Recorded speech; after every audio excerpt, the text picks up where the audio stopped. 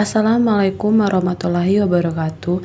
Perkenalkan, nama saya Lian Cigu Sri Utami, NPM 5021176, kelas 4B, mata kuliah Telaah Kurikulum dengan dosen pengampu Tio Gusti Satria, Magister Pendidikan.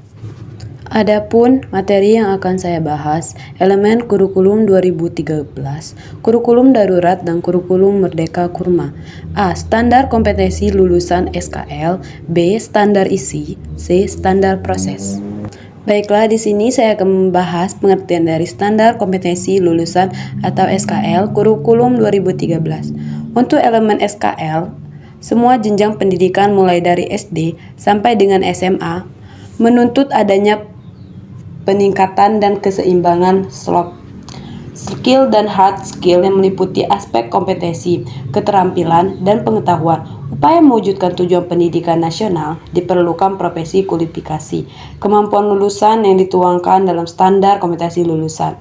Dalam menyelesaikan pasal 35 Undang-Undang Nomor 20 Tahun 2003 disebut bahwa standar kompetensi lulusan merupakan kualifikasi kemampuan lulusan yang mencakup sikap, pengetahuan, dan keterampilan peserta didik yang harus dipenuhinya atau dicapainya dari suatu pendidikan pada jenjang pendidikan dasar dan menengah.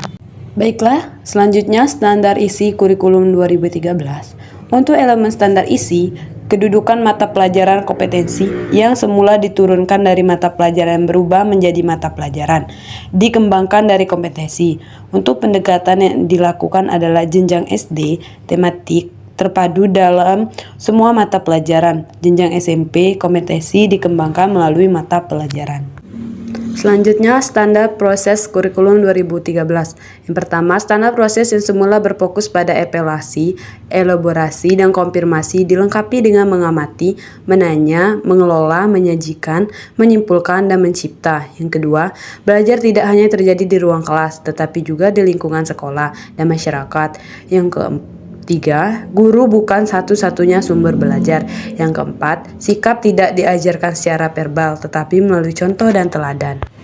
Selanjutnya, B. Elemen kurikulum darurat adalah salah satu pilihan yang bisa diambil satuan pendidikan yang melakukan pembelajaran jarak jauh (PJJ) untuk jenjang PAUD, SD, SMP, SMA, SMK, sehingga peserta didik akan berfokus kepada kompetensi yang esensial dan kompetensi yang menjadi persyaratan untuk kelanjutan di tingkat selanjutnya.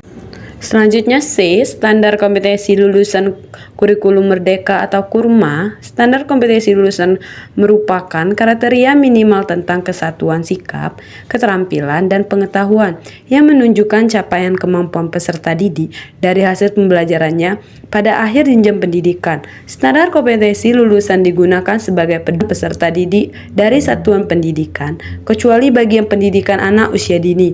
Kompetensi menjadi ciri-ciri profil pelajaran Pancasila yang mencerminkan kualitas generasi yang sesuai dengan tujuan pendidikan nasional serta pandangan dan cita-cita para pendidik bangsa. Adapun dua kompetensi lainnya yakni literasi dan numersa.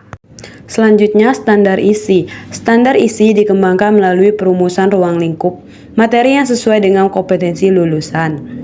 Ruang lingkup materi pembelajaran yang sesuai dengan mengembangkan kompetensi peserta didik sesuai standar kompetensi lulusan. Peserta didik pada setiap jenjang merumuskan ruang lingkup materi pembelajaran yang memberikan fleksibilasi kepada peserta didik untuk memfasilitasi peserta didik mengembangkan kompetensinya.